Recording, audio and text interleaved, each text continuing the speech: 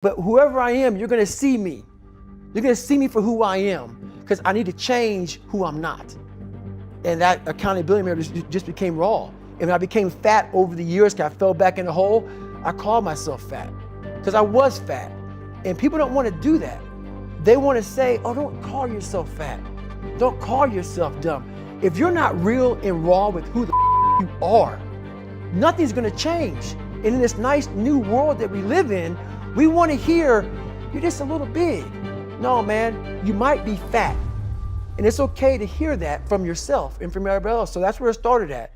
And it's raw. It gets ugly sometimes with me in that mirror, but I'm also proud of myself to be able to tell myself that and then fix what's in that mirror. You with success or you with average? Which one you with? Those are two different paradigms, two different ideologies. Which one are you with? No, don't ask it out loud. It's easy to say. Which one are you with? Because each one of them require you to act differently, think differently, behave differently. Surround yourself with a different group of people. Success and average have nothing to do with each other.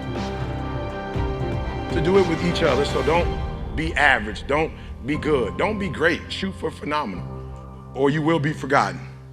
We still talk about Mother Teresa. I don't know if she was a billionaire, but we still talk about Mother Teresa. We still talk about Martin Luther King. We still talk about Winston Churchill. There are millionaires and billionaires that are gone. We don't talk about them. Wow, they might have made a lot of money, but apparently they weren't phenomenal. They weren't 120, meaning that they were great in every. So here's why I say don't be average. I've had the privilege of praying with the only survivor's father from the Miami tragedy, the building that collapsed. And so his son was the only one that made it out. I have the privilege daily of praying with this young man, this father, as he's trying to get through the tragedy. Of course, the kid's mom was in that building. Here's what I tell people. Both sides didn't fall. Apparently one side might have been good or great. The other side was below average. And when that side crumbled, guess what happened to the other side? Even though it's still standing, they gotta get out of there. They gotta leave. And whoever built the construction people who built it, the people who manage it, I guarantee you under their names, they will never get another job. Why? It was said that they needed some repairs and they were going to get to it, but they hadn't gotten to it yet. Average. People lost their lives because somebody was average. Listen to me very closely. You can be great in one area of your life, but if you're not great in the other one, you run the risk of that one falling down, and everybody got to evacuate that one. So the reason why I try to be a phenomenal father, a phenomenal husband, a phenomenal businessman, a phenomenal servant, because I run the risk of if I'm one-dimensional, all those other dimensions can come down. And so don't be average at anything you do. All right, I'm about to move on, but can you imagine? Anybody remember BP and the oil spill? You remember that? You remember what day that happened? That was on a Friday. That makes sense? To anybody that happened on a Friday? And most workers mentally on Friday, they're getting ready for he said the weekend, absolutely, or probably happy hour after work on Friday. Do you know what he didn't do or what she didn't do? They didn't shut them. They had one job, shut the valve, make sure the valve's one job. It wasn't complicated, one job. But because they were average, they were already going home and not doing their job the right way. That's why we can't be average. It's gonna cost somebody's life. I don't know who at Tokyo with the brakes. I don't remember who the person was with the brakes, but they were average. Because remember the brakes weren't, and soccer moms was dying and cars was crashed because they didn't do the brake. Average. You had one job, brakes.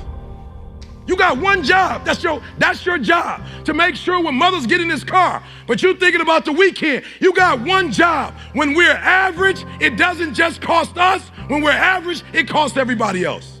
It's not what happens that determines the major part of your future. It's not what happens. What happens to us all. He said the key is what you do about it. It's not what happens, it's what you do about it. And he said, if you will start that process of change, Do something different the next 90 days than you did the last 90 days, like picking up the books to read. Do something different, like the new health disciplines, relationship with your family, whatever it is, doesn't matter how small it is. If you'll start doing different things with the same circumstances, since we cannot change the circumstances, but we can change ourselves. We can change what we do. Then he gave me another secret to success when he said, what you have at the moment, Mr. Rohn, you've attracted by the person you've become.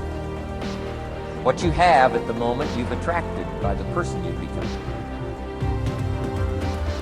A few little simple principles here. Once you understand these, start to explain so much. Now, sometimes it's a little tough to take, blaming yourself instead of the marketplace, taking responsibility instead of putting it off on someone else. That transition sometimes is a challenging mission. And this one was a little tough for me. He said, Mr. Rohn, you've got pennies in your pocket, you've got nothing in the bank, the creditors are calling, you're behind on your promises. And he says, here's how that occurs. You've attracted, up until now, you've attracted the things to you because of the person you've become. Now I said, well, how can I change all that? He said, very simple. If you will change, everything will change for you. You don't have to change what's outside. All you've got to change is what's inside. To have more, you simply have to become more. And then he said, don't wish it was easier, wish you were better. Don't wish for less problems, wish for more skills. Start working on yourself, making these personal changes. He said it'll all change for you. Whatever goals and dreams that you have, repeat after me, please. Make your move before you're ready. You have Price Pritchett, who's a great motivator and trainer, said, make your move before you're ready. We're instructed in life to walk by faith and not by sight. See, you want to really begin to stretch yourself. You want to become a risk taker. You want to raise the bar on yourself. Most people won't do that. See, most people engage in low life living, low risk living. This, God said, if you're not willing to risk, you cannot grow.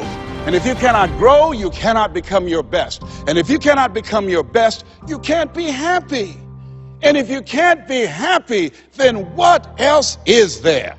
I like what Helen Keller said, life is short and unpredictable. Eat the dessert first. And so you want to begin to take some chances. You want to begin to challenge yourself and make it okay to fail and learn from your failures. Don't allow fear of failure and the allure, the attractiveness of playing it safe in life to draw you in. You can't get out of life alive. You got to die to leave here.